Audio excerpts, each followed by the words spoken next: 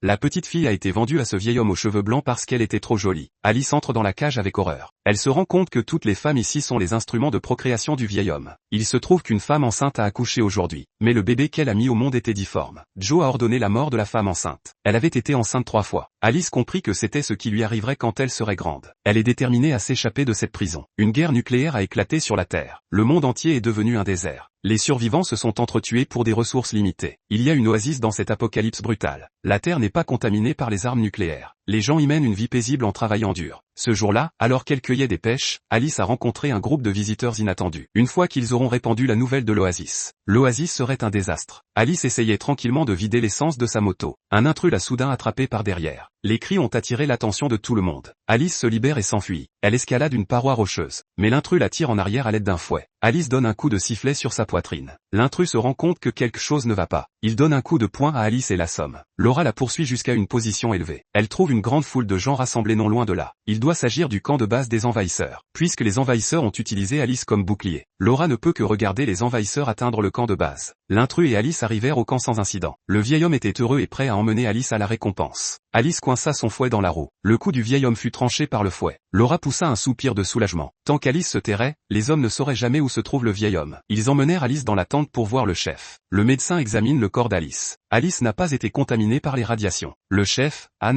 veut savoir où se trouve l'oasis. Alice pense qu'elle va être torturée. Mais Hans a eu une attitude bienveillante. Vous n'avez rien à nous dire. Pas un mot, je vous le promets. Hans a ordonné à ses hommes de baigner Alice dans de l'eau douce précieuse. C'est alors que Marie a trouvé la pêche dans la poche d'Alice. Cela faisait 10 ans qu'il n'avait pas vu de pêche. Le garde voulait informer ses frères pour qu'ils goûtent eux aussi aux pêches. Dès qu'il a ouvert la tente, il a été renversé par la mère d'Alice. Laura était sur le point d'achever Marie. La femme voulait que Laura la laisse tranquille, parce qu'elle était enceinte. Elle ne voulait rien dire. Laura a finalement décidé de laisser Marie partir. La gentillesse de Laura l'a tuée. Laura a ramassé les graines de pêche sur le sol et a quitté le camp en moto sous le couvert d'une tempête de sable.